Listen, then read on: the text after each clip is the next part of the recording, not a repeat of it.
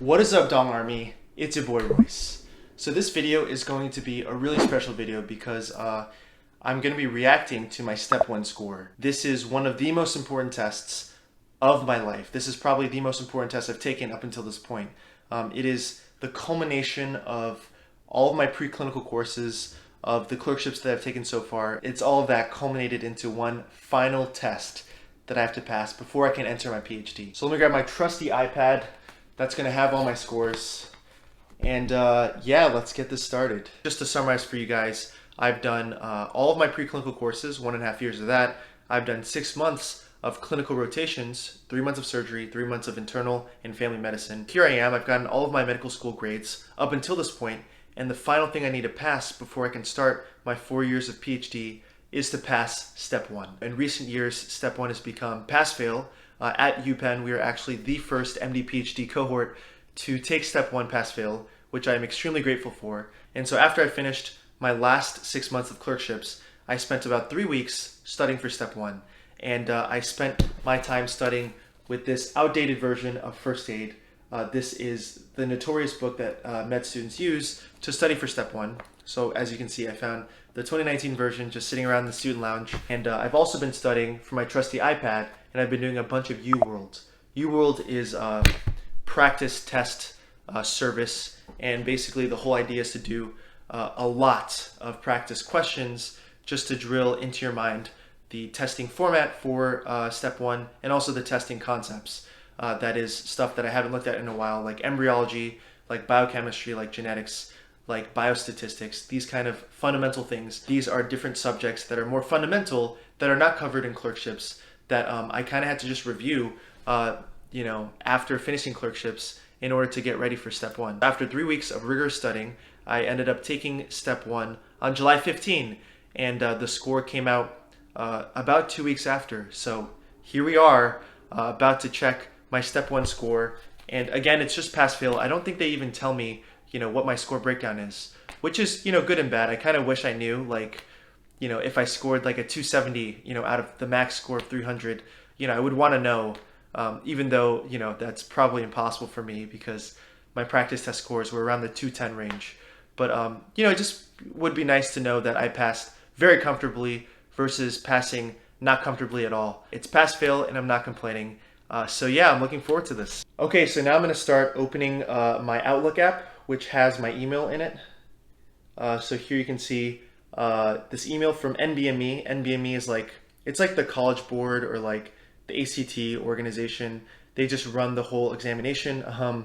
So NBME runs all the boards, Step 1, Step 2, etc. for medical school and medical training. So I got this email, scores@nbme.org. It says your USMLE Step 1 score report is available. So basically it just says to click on this link. So here we go. This is, nerve-wracking because, okay, I'm going to do my auto login password. So this is really nerve-wracking because, again, this is like the most important test of my life so far. And, if I fail, I'm not really sure what I do, to be honest with you. I guess I just have to retake it. And I guess, residency programs that I apply to will see that. So I'm really hoping I don't fail. It's okay. I'm going to click on score report. Score report. Pop-up windows must be allowed if you're using a browser that offers pop-up control or are running an add-on program to control pop-ups. Okay. Oh man, why is it a pop-up? Okay, let me just go in more. Click on score report. Getting the same thing. Order score recheck. Okay, no, that's not what I want to do. I guess I just can't see my score. Oh, here we go. Print save. Okay, test result, pass. Let's go. Wow. That is crazy. I'm just so shocked. Okay. Yeah, so I guess I passed. Test date July 15. It's got some breakdowns here, but I don't think this is my score. It's just the breakdown of components for the test. Okay. There you go. So I passed. I'm going to assume I scored really well, even though I don't know my real score. And yeah, that's really exciting. Wow. That is really, really exciting. Whew. Yeah, most important test of my life, and I passed. So I'm basically done at this point with medical school. I finished my first 2 years of medical school. Now I can move on to my PhD that'll take 3 to 5 years, hopefully on the 3 to 4 side. And yeah, wow, I'm gonna, I'm gonna kind of miss med school. I'm getting kind of emotional here. Like looking back to this book, I don't know, it was, obviously really unpleasant to read through this kind of stuff and like learn about biochemistry and whatever else, but I'm also feeling a little nostalgic for the hospital. I'm really gonna miss the opportunity to go in super early in the mornings and round super early at 6 a.m. and get talked down to by residents and attendings. But on a real note, I'm really gonna miss going to the hospital and seeing patients.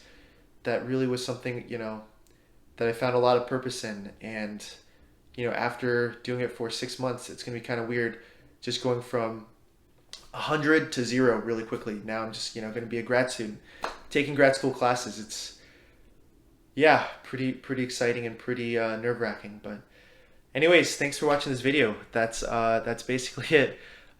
So relieved I passed. Yeah. Wow. I just can't believe it. I kind of forget how stressed I was preparing for this test. So yeah, wow. We did it. That's it. So yeah, again, thanks Dong Army for tuning in. I'll see you guys next week.